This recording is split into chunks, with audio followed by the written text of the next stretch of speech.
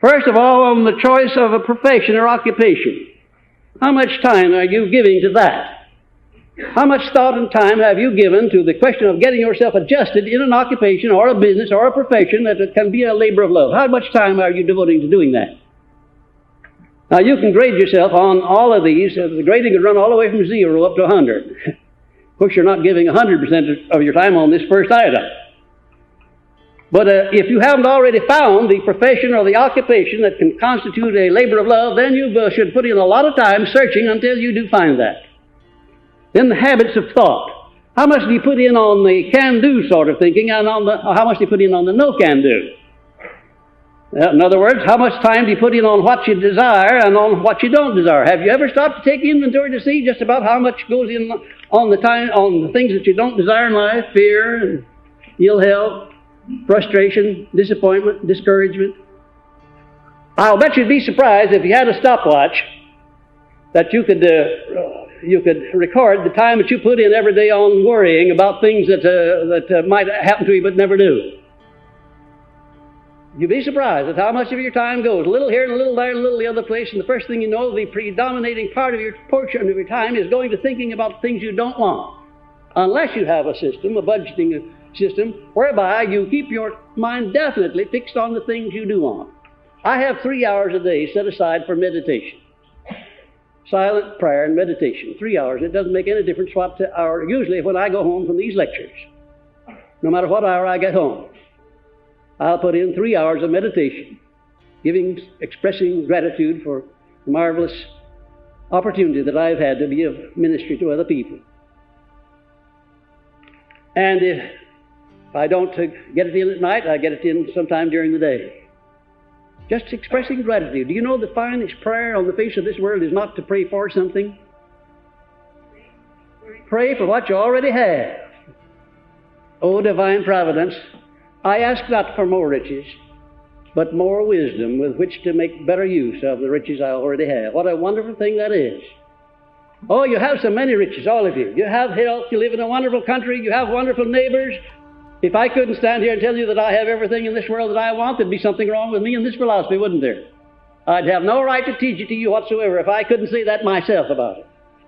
I can be the master of my fate, the captain of my soul, because I live by philosophy, because it's designed to help other people, because never under any circumstances do I do anything intentionally to hinder or harm or endanger another person. Never do. Business and personal relationships to others. How much time do you put into public relationships, we might say, or goodwill building in your relationships with other people in business or in your job? You spend some little time cultivating people? If you don't, you're not going to have friends. You really won't. Out of sight, out of mind. I don't care how good the friend is. If you don't keep contact, he'll forget about you. You've got to keep contact. Some of these days I'm going to get up a series of postcards that'll just take 2 cents to mail each one. And we'll have a beautiful motto of friendship on each one so that my students can have those cards and mail out one a week to each of their friends just to keep in contact. There's nothing in the world to hinder a professional man from building up a wonderful clientele by doing that very thing. And he certainly would never violate the ethics of his profession by doing it. There'd be no commercial atmosphere in it at all. He's only sent out one a month. He only sent out 12 cards a year with the right kind of message on the back of it, signed by himself. Believe you me, it would be the best thing in the world to build up his practice. Then the habits of health, physical and mental. How much time are you putting into seeing to it that you are building health habits that give you a health consciousness? Because the health consciousness doesn't just grow without some effort. And your religion, how much of time are you putting into living your religion? I'm not talking about believing in it. And I'm not talking about going to church and putting a quarter in the basket now and then. Anybody can do that. How much are you living it in your bedroom, and in your drawing room, and in your kitchen, and in your place of business, and in your office? There's where I want to know how much you're living your religion. And when you grade yourself on that, that's the place to grade yourself. Not in the church. Because the chances are you go to church once a week, maybe more. If you're along some religions, you have to go more. But it's not how many times you go either that counts. It's not how much you contribute to the church in the way of money that counts. It's what you do to live that religion. That's the thing that counts in the everyday way of living. Why, you know, any of the religions would be wonderful if you'd only live by them instead of just believe in them. They'd all be wonderful.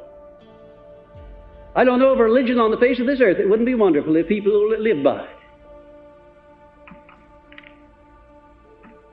Now, it may seem trite, my asking you to grade yourselves on how much time you're spending in on living your religion, but believe you me, unless you're very different from most people that I know, you need to reflect on this subject. And then the use made of your spare time. There is why you really need to go to town and examine yourself. Really give yourself an accounting on that one. Just how much of that 8 hours of spare time are you devoting to some sort of advancement of your interests, improvement of your mind, benefiting by association? Just how much are you doing? And then the budgeting your spending of money. Have you got a system for doing that? If you haven't got a system, work out one. You can make that system flexible. It may be some weeks when you have to cheat a little bit, but you can always pay it back the next week when you don't have to cheat. Then on accurate thinking, based on the lesson on this episode, how much time are you putting into actually learning how to think accurately, following the rules that I laid down in that lesson? How much are you doing to put that lesson into actual practice? Thinking accurately, doing your own thinking for once.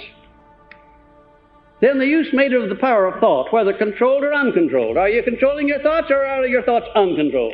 Are you letting the circumstances of life control you, or are you trying to create some circumstances that you can control? Now, you can't control all of them. Nobody can do that.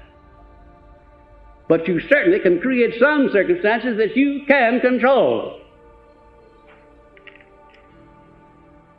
And how about this privilege of voting? Yes or no? You say, oh, well, I guess I'll not go to the polls today. The crooks are going to run the country anyway, the politicians, and my little vote's not going to count. Or do you say that, or do you say, I have a responsibility, and I'm going to go to the polls and vote because it's my duty to do that?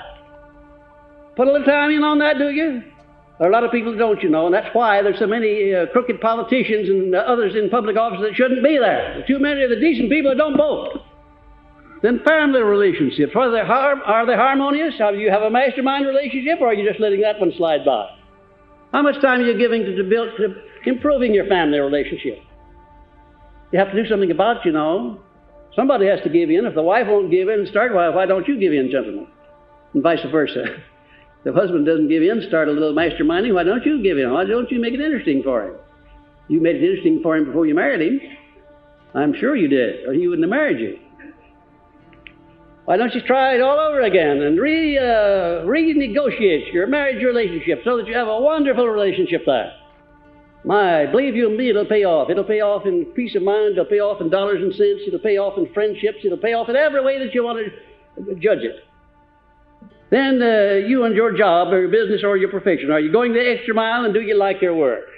If you don't like your work, find out why. If you're going the extra mile, how much are you going the extra mile?